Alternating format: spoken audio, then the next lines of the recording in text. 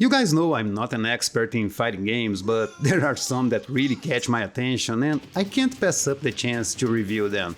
That's the case with Pocket Bravery out now on Steam, and man, this is a love letter to all fighting games. If you're looking for an old school pixel art fighting game with all of the features of a modern one, and I mean all of the features and then some more, then look no further. But before I forget, hi, I am Savino, and this is The Flying Kick.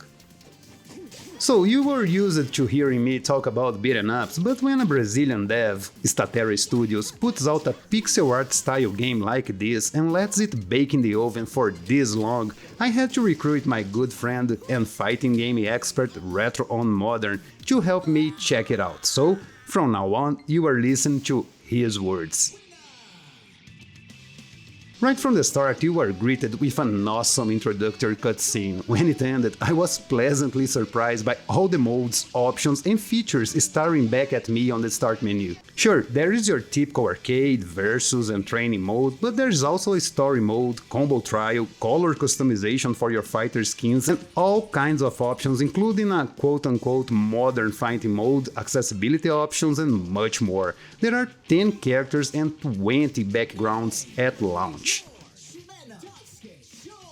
The entire game gives you a constant feeling of familiarity and nostalgia. The characters walk the line perfectly of being new and creative while at the same time pulling from every classic fighting game from the 90s. They even go as far as to include a throwback guest character with Sho from Breaker series, another fighting game with an amazing remaster that is available right now. The backgrounds are fantastic and do a great job matching the character styles and country of origin. The story mode is surprisingly in-depth with cutscenes and different features that separate it from your standard arcade mode, with a slight variation that we've seen fighting game devs trying to pass off as a story mode in the past. There's also a solid online matchmaking with rollback netcode, and there will even be cross-play between PC and console when the console version releases. We haven't been given a digital console release date yet, but it has been confirmed that the physical release will be out on the consoles in late March of 2024. But how's the gameplay? Well, it's actually extremely polished. It's a simple 4-button fighting games on the surface with super special and X moves. However, there are all kinds of cancelable specials when you add the X moves into your combo strings. It sounds like a subtle change, but the game allows you to really freestyle the combo system and do some really cool looking moves without a ton of time in the training mode. All the characters play differently and offer unique gameplay styles, so you shouldn't have a problem finding someone who works for you. I couldn't resist playing with Daisuke.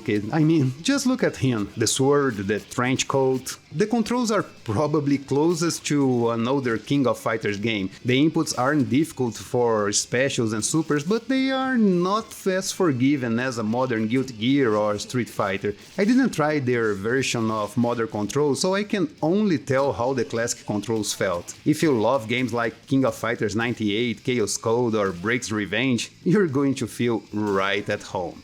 I had a blast playing some ranked matches with no connection issues despite using a Wi-Fi connection on my PC during the review. I would have liked to see the console version released at the time to take advantage of some crossplay synergy participation numbers, but I have the feeling this game will have a loyal following for a very long time. Coming in at a price tag of $19.99, this one is a no-brainer. Is it on the level of Street Fighter 6 and Mortal Kombat 1? Maybe not, but with your average modern fighting game coming with a fraction of the features and double the price, there is no denying Pocket Bravery packs the punch.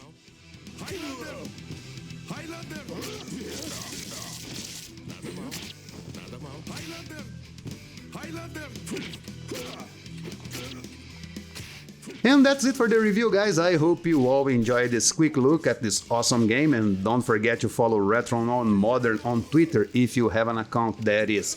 I will be back this weekend with a spooky game to kickstart our spooky month. Other than that, I hope you all have an awesome day, and remember, keep it up.